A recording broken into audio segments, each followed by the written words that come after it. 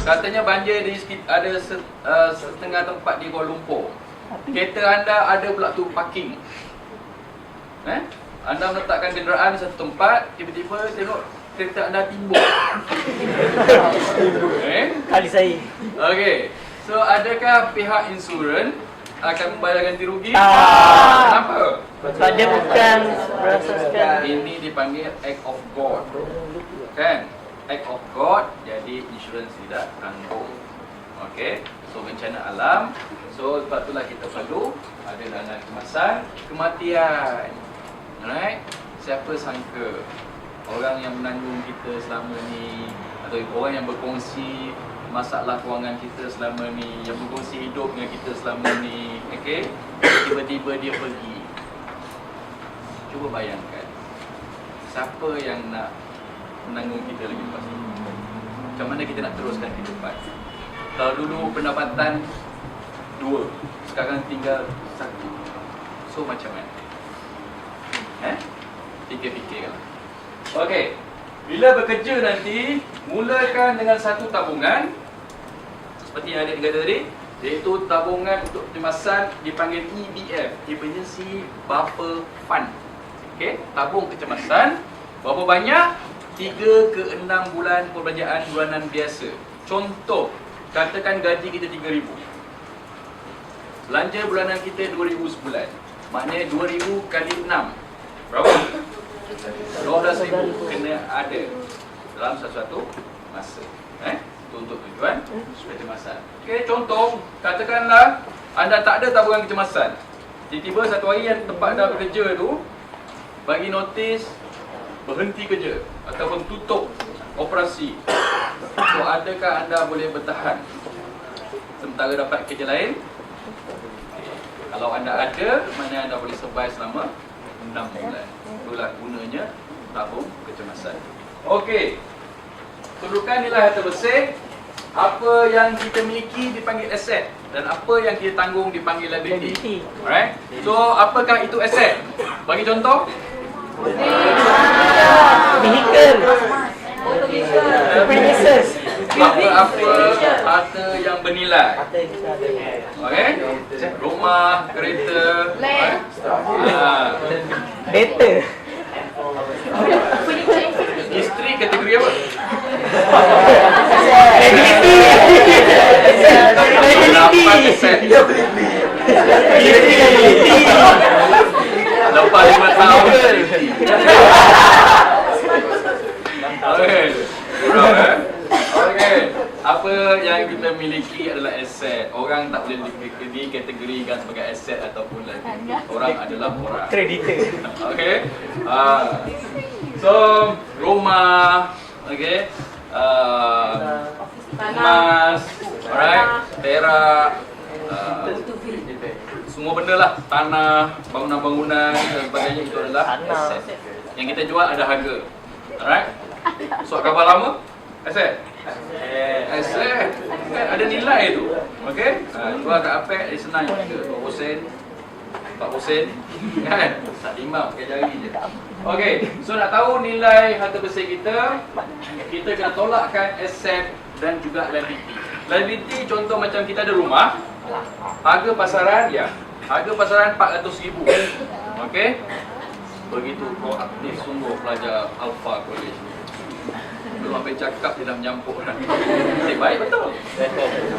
Okey, dan nilai pasaran rumah 500,000, pinjaman di bank ada 600,000.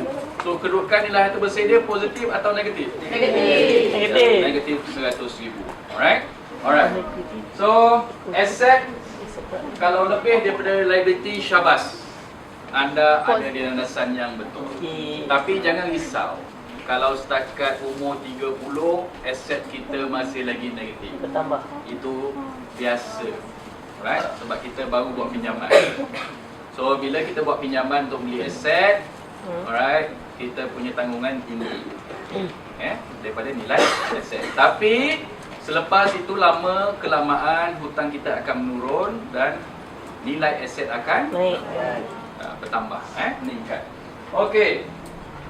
Alright, so liability lebih daripada aset. Awas, bermaksud kita berhutang lebih daripada apa yang kita miliki. ini hutang-hutang yang tidak produktif contohnya. Okey, contohnya pinjaman untuk yang dibuat adalah untuk pergi bercuti di Hawaii. Hawaii. Adakah itu berbentuk aset atau liability? Okey, pergi ke sana 7 hari, balik sini nak bayar hutang 7 tahun. Okey, so pilih. Alright. Baik.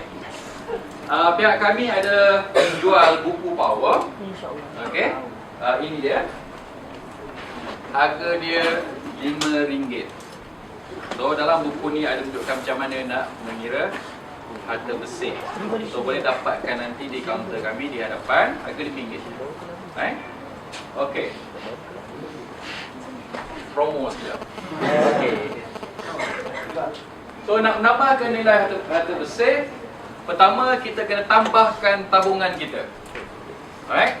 Tambahkan tabungan bermaksud kalau misalnya gaji kita tadi RM1,000. Okey, kita minimum kena simpan 10% ataupun RM100. Gaji naik ke RM1,500. Berapa nak simpan? 150. So sentiasa kita tingkatkan. Ataupun kita set minima 10% tapi kita kurang belanja. Boleh tak kita tambahkan tabungan kita? Kurangkan perbelanjaan lah. Kurangkan belanja, automatik tabungan kita akan bertambah. Selesaikan hutang. Kenapa selesaikan hutang boleh membantu kita untuk meningkatkan nilai harta? Kurang liability. Tabungan kita kurang dan aset kita meningkat. Anyway, kalau kita pinjam RM1,000, adakah kita kena bayar RM1,000 balik pada penghutang? Kita akan bayar lebih. So, kalau kita berhutang, kita akan meningkatkan harta bersih orang lain. Okey, sebab kita kena bayar lebih. Alright. Kalau kita melabur, kita akan meningkatkan pendapatan kita. Okey. Lupuskan aset yang tidak menjana pendapatan. Apa-apa juga. Kadang-kadang cuba tengok. Tengok dekat almari kita. Ada aset tak? Kan? Oh, tudung band bertingkit-tingkit. Okay.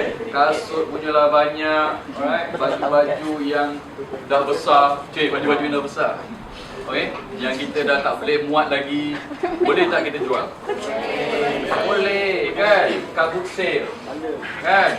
Itu adalah aset. Tapi kalau tak menjanakan keuntungan, dispose. Jualkan. Alright. Contohlah, ada kadang kita tengok kat rumah banyak sangat sofa lama, besi-besi buruk. Okey, so jualkan. Okey. Peraturan meminjam untuk tujuan produktif. Apa bermaksud untuk tujuan produktif? Untuk perniagaan. Okey, salah satu. Secara umum, apa dimaksudkan dengan pinjaman untuk tujuan produktif? Yang boleh mendatangkan modal. Ya, pinjam untuk menjana pendapatan. Okey. Alright. Contohnya, pinjam untuk meningkatkan aset. Ya, berniaga.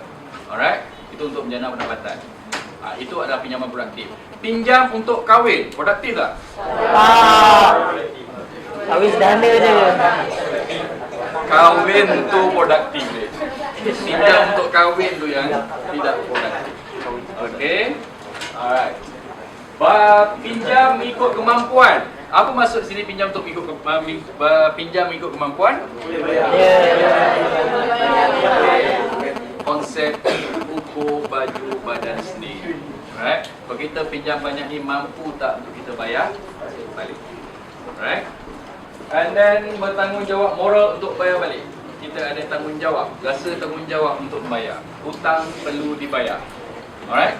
Samalah pinjaman pelajaran ke dan sebagainya. Sentiasa ada tanggungjawab moral untuk membayar semula hutang kita. Tak kira lah hutang dengan siapa pun. Hutang dengan isteri kewangan ke, dengan kawan-kawan, dengan ibu ayah, kita kena jelaskan. Okey. So, faktor penting dalam penilaian kredit dipanggil nisbah ataupun dalam akaun biasanya kita panggil gearing. Ada siapa-siapa boleh explain gearing tu apa? Saya kan? Bukan gear. Ha? Gearing. Belum belajar lagi? Gearing. Okey. Gearing kalau dalam istilah accounting bermaksud pinjaman. Jumlah pinjaman, nisbah pinjaman terhadap, dia ada panggil gearing ratio. Terhadap apa? Ya, income, turnover. Alright. So sama dengan kita sini, jumlah bayaran ansuran bulanan dibahagi dengan gaji bersih. Ini dipanggil nisbah pendapatan kepada hutang. Jangan lebih daripada berapa peratus? 10. Itu simpan 10%. Kalau ada hutang 20%, you tak boleh nak pinjam apa-apa. Ini ada. Jangan lebih daripada 40%. Jadi kalau gaji 2,000, berapakah limit untuk kita bayar ansuran pinjaman? 40% kali 2,000 berapa? 800. Jadi daripada 2,000 tadi hanya 800 yang patut kita gunakan untuk membayar balik pinjaman. So tak kira lah pinjaman, ansuran pinjaman semua sekali campur. Bayar rumah, bayar kereta, bayar pinjaman peribadi, bayar pinjaman pelajaran, campur semua sekali ansuran bulanan tu jangan lebih daripada 40%. Okey, ini ada contoh dia. Katakanlah Cik Daud ini bukan pendapatan kasar, pendapatan bersih. Pendapatan bersih sudah lama. Okey. Pendapatan bulanan bersih Cik Daud adalah 3,800. Beliau ada membuat pembayaran balik bulanan di stok ansuran rumah, kereta, kad kredit. Jumlah ansuran bulanan beliau berjumlah 2,128. Gaji bersih 3,800. Maknanya jumlah ansuran 2,128 bahagi dengan 3,800 kali 100%, jadi nisbah dia adalah 56%. Bagaimana anda nak tahu tahap kesihatan kewangan Cik Daud? Bagus ke tak bagus? Sebab ingat, dalam hidup kita, kita ada perbelanjaan lain seperti contohnya, kita ada perbelanjaan katakanlah 22% daripada gaji kita, kita gunakan untuk pembayaran apa dia? Perbelanjaan isi rumah.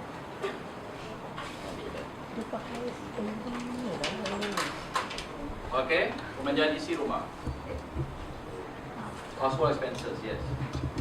Katakan lagi 21% pada gaji kita, kita gunakan untuk perkhidmatan dan juga pengangkutan. Okey? Okey. Duit minyak kereta, right? Dan sebagainya. 20% lagi, contoh saja kita bayangkanlah gaji kita ber 100% tadi, 100% gaji kita, dan kita ada perbelanjaan bulanan banyak ni. Okey. Katakanlah 20% lagi kita gunakan untuk F&B, food and beverages. Kalau kita kerja, sempat tak nak breakfast kat rumah, nak sarapan kat rumah? Tak sempat. And then siapa yang bila bekerja sempat balik rumah masak makan tengah hari? Right? Ya, fokus je. Right? Unless kita kerja di rumah kan, lain. Okay? Dan malam kadang kita balik lambat, sempat tak kita nak masak penat-penat lepas kerja? So kadang kita makan dekat luar lebih daripada 3 kali. Okay? So kalau kita jumlahkan, duit kita tu makan boleh jadi 20%. Ini secara teori je, anggaran. Okay, kita jumlahkan semua sekali pekerjaan kita, 60%. So berapa gaji kita? 100% tinggal 37%. Kalau 37%, gaji yang kita tinggal inilah untuk kita bayar ansuran pinjaman. Katakanlah kita bayar ansuran pinjaman 60%. Berapa tinggal gaji? Negatif 20. Mengganggu. So, lama kelamaan 23% ni bermaksud apa? Kita Untung mesin. berhutang untuk nak menampung perbelanjaan kita yang negatif. Jadi, benda ni kalau terkumpul dari masa ke semasa akan jadi banyak dan akan menyebabkan kita mengalami keberhutangan yang serius. Okay? Alright. So, risiko penjamin. Menjadi penjamin adalah risiko. Pertama sekali, kita kena tahu kenapa bank, pihak institusi kewangan meminta kita mencari seorang untuk menjadi penjamin kepada pinjaman kita. Kenapa?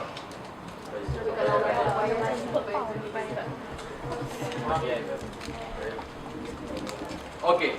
First, yang pertamanya, bank, pihak institusi kewangan minta kita mencari penjamin adalah disebabkan oleh pihak peminjam itu sendiri tidak layak sepenuhnya dan bank meragui kredibiliti si peminjam tersebut untuk membayar balik pinjaman.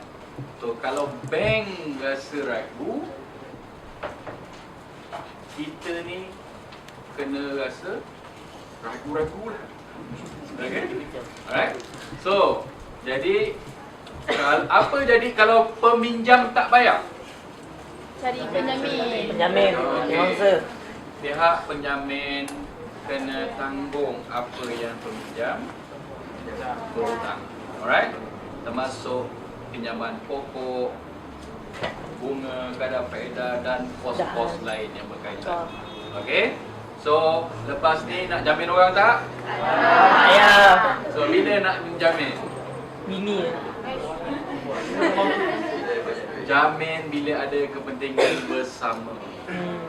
Okey, contoh anda suami isteri, okey, buka satu syarikat. Okey, berniaga suami isteri. Suami jadi CEO 1, isteri jadi CEO 2. Gila puasa. CEO 1, CEO 2. Bergaduh dia. Alright? Okey. Pada pelajar universiti yang lepas, bila saya cakap suami jadi CEO, isteri jadi apa? Isteri jadi tukang sapu. Bukan belajar sini lah, tak lain. Okey, CEO 1, CEO 2. Dan bila nak mengembangkan nak mengembangkan perniagaan, mereka nak buat pinjaman. So, bila buat pinjaman, pihak bank kata kedua-dua pengarah syarikat ataupun rakan kongsi ni tadi kena jadi penjamin kepada pinjaman tersebut. Okey, boleh jamin tak? Boleh. Okey, sebab ada kepentingan bersama. Alright. Fikir dahulu sebelum jadi penjamin. Kalau boleh elakkanlah, tolaklah cara baik. Kalau kawan-kawan kata tolonglah jadi saya punya penjamin. So nak kata apa? Tiga menit. Katakan tak nak. Kata-kata. Okay. Jamin. Okay. So that's it. Anda fikir dulu, kalau anda rasa mampu, katakan dia pinjam RM50,000, anda tanya diri anda, ada tak anda RM50,000? Kiranya dia gagal bayar, kita boleh bayar pakai duit kita tu. Kalau tak ada, lari. Elakkan daripada jadi penjamin. Okay? Skim cepat kaya.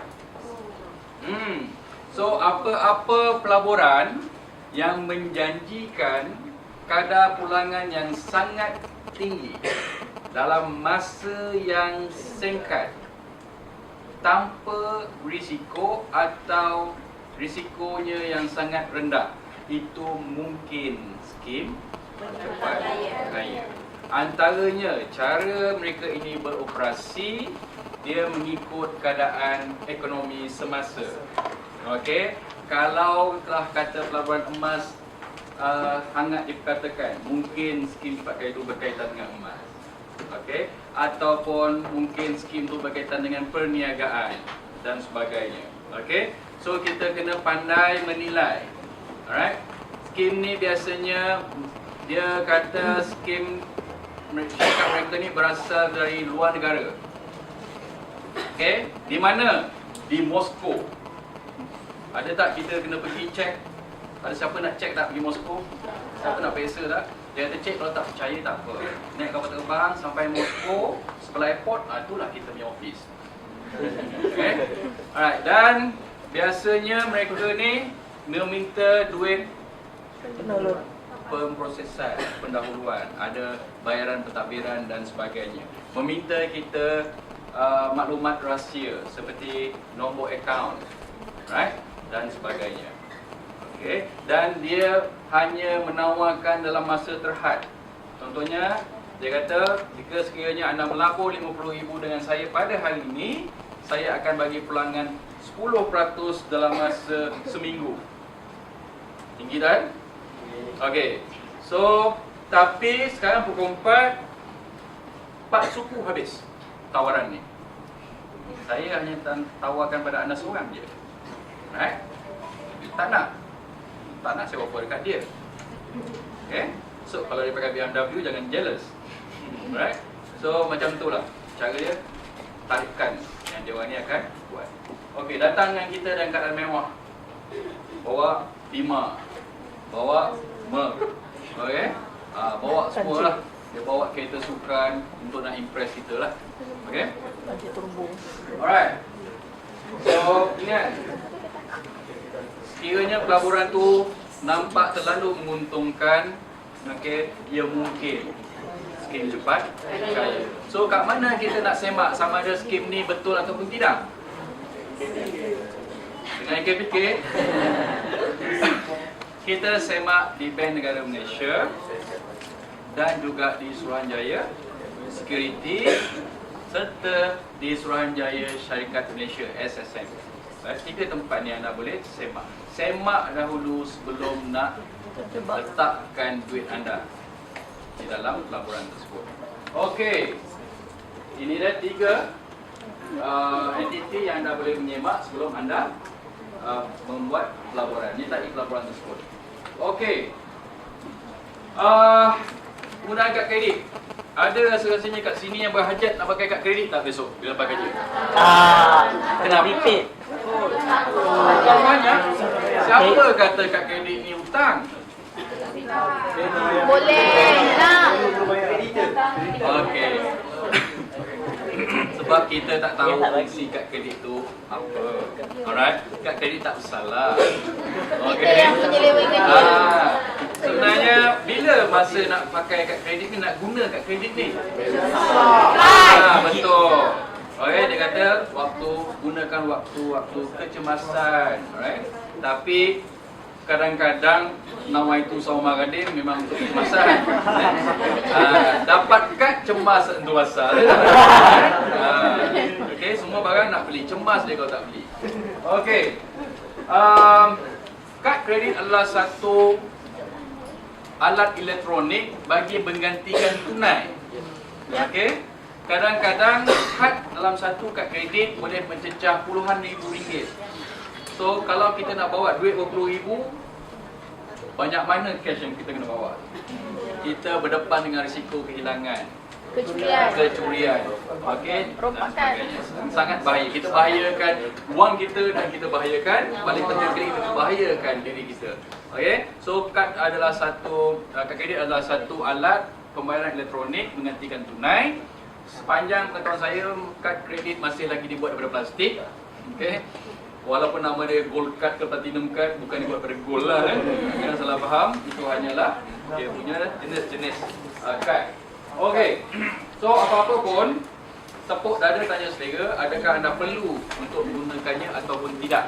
Alright, kalau kita nak menggunakan kad, berapa banyak kad yang patut kita guna?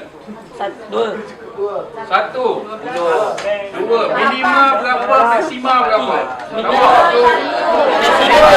Maksima?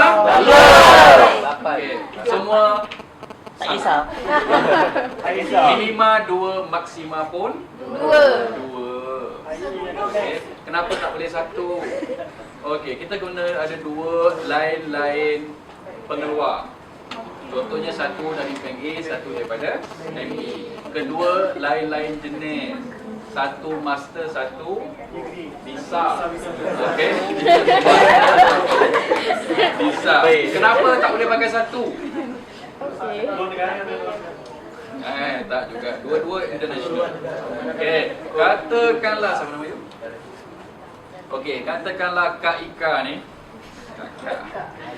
Katakan Kak Ika ni dia ada 1 kad je. Gold lagi gitu. Right? And then dia nak pergi membeli belah. Katakanlah dia pergi ke supermarket Gian. Dia bawa troli. Okey, bawa troli pergi supermarket. Dia dah ambil barang penuh 2 troli. Okey. Lepas tu dia pergi kat cashier, semua sekali 850. Ika dengan bangganya keluarkan oleh kerana kad gold, main tinggi lagi dia angkat. Sekali cashier tu swipe, decline. Tanya dia, "Puan, ada kad lain tak?" "Tak ada, saya ada 1 ni je." "Puan ada cash?